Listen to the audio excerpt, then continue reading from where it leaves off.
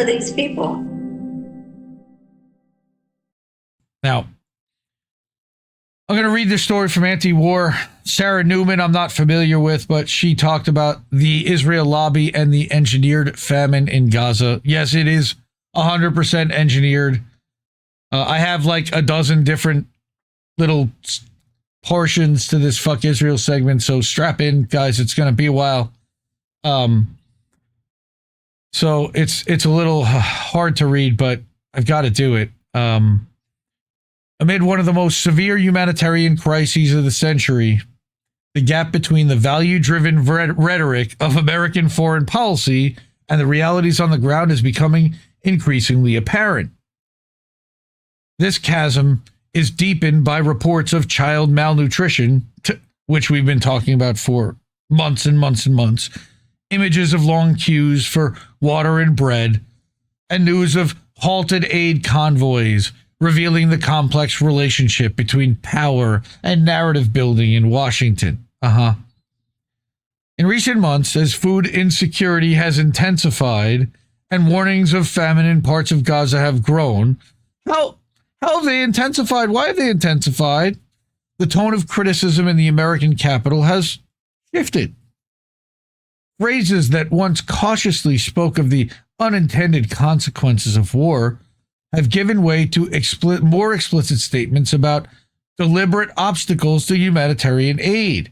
Because, again, we've been talking about it forever now. Too long. This change is not a simple difference in expression, but a sign of the erosion of a long-standing pattern of organized influence that has shadowed decision-making for years. Very sugar-coated, you know? The price of this pattern is being paid today, first by the people of Gaza, agreed, and second, by the credibility and long global standing of the United States. Again, at the core of this shift lies a clear reality. When access to basic necessities of life, such as food, water, medicine, and fuel, is regulated based on military and political considerations, one can no longer speak of inevitable consequences of war. This is the point where political and legal responsibility begins. Nuremberg trials again. In this context, the shift in the approach and the language of some members of Congress takes on a significance that transcends daily partisan disputes. Representatives who for years considered support for the ally a self-evident principle requiring no justification now speak about the relationship between security and ethics, referencing legitimate leverage and specific human conditions. Sounds like mental fucking gymnastics. This change signifies a quiet yet tangible transition of the American legislative body from its long-standing self-censorship.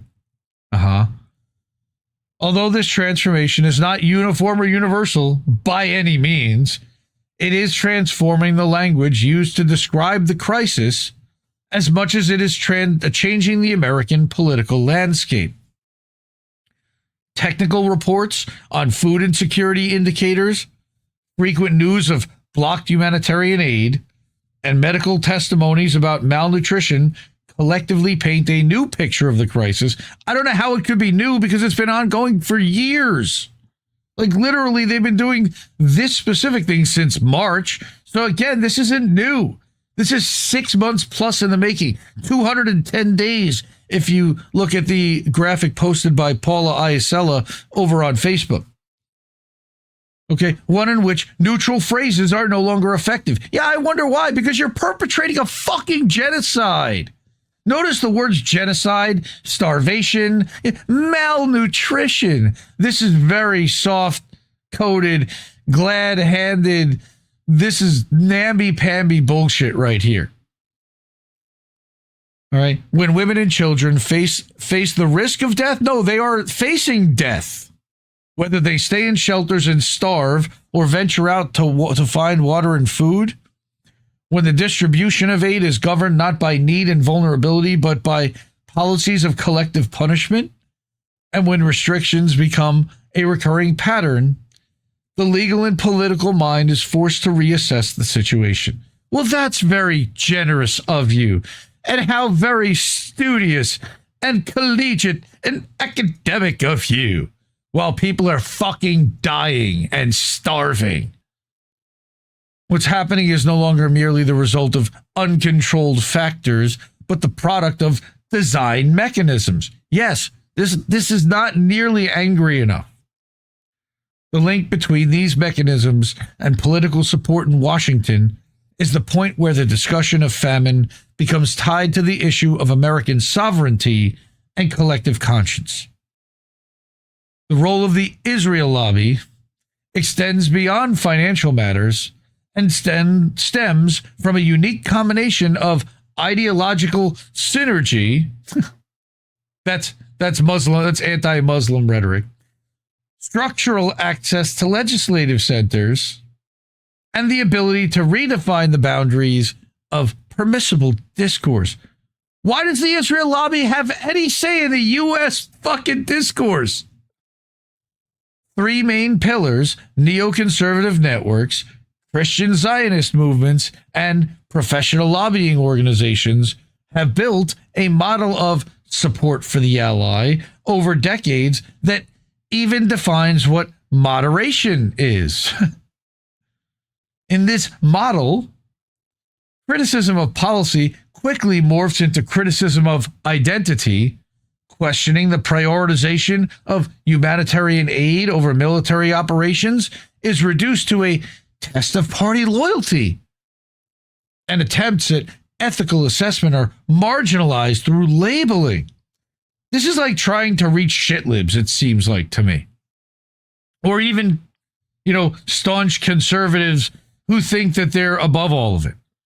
And they're not. They're not. The result of this process is the erosion of a discursive space that once allowed for disagreement based on data and logic. This space has gradually shifted from policymaking to narrative management. We talk about narrative management every week on this show. When this narrative management coincides with the control of humanitarian access, it carries a practical message. Propaganda! Famine is engineered not only in warehouses, but also in the realm of meaning. Again, the abstract, collegiate, professorial bullshit here is just thick. All right? Vocabulary is softened to conceal the harshness of suffering. You mean like what this whole fucking article is? And images are presented in a way that pushes fundamental questions out of the spotlight. There are no images in this article, by the way. I love anti-war, but damn. American public opinion, however, shows a different direction. Slowly, but steadily. Because corporate media keeps brainwashing people into the opposite belief. Polls indicating declining support for the continuation of war, all right, even with temporary fluctuations. Wow, my head's about to explode. Point to a strengthening desire to end the current situation. I would hope so. Yes, stop murdering babies. Stop murdering unarmed women and children that don't even have a fucking place to live, to eat, that aren't getting food or water or baby food, like formula, nothing. Babies are dying. They are from malnutrition. And yes, they say that, but they're also dying because they can't get penicillin. And wow. They don't talk about anything in this article. Like the sugar coating, this glazing is infuriating. Voter preferences are leaning towards a ceasefire and unrestricted access to humanitarian aid. You think that it should lean that way? Well, I wonder why they aren't.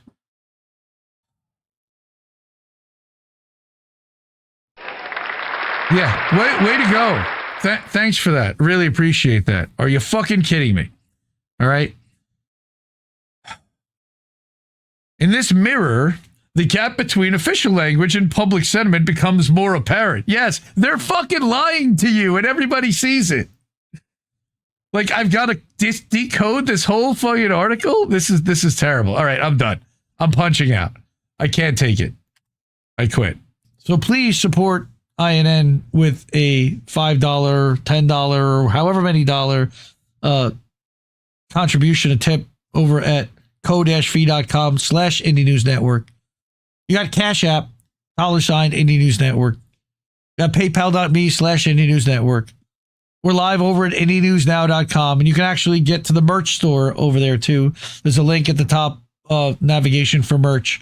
You can buy a shirt or a sticker or a beanie. Winter's coming up. Or over at Substack at IndieMediaToday.com, where we're live right now, or at INNNewsletter.com. The best people are hanging out here. So if you're able to, before we head out, support independent media, support these people. These people already did. I enjoy doing the show every Sunday night. I love you. I love you all, and I appreciate you all for putting up with me. And this is what's happening in the world, and we can't ignore it. There are too many outlets that just want to bury their head in the sand or only tell one part of the story, and we're not going to do that. I'm going to try to go to as many places as I can, bring as many trusted independent journalists, outlets, and opinions and perspective as we can, and we're going to keep doing this. So, all right, I don't have any of his goodbye, although I do have this. No, we just fucking lost the stream. Night, everyone. Love you. I guess this isn't such an awful place. Is that what you want?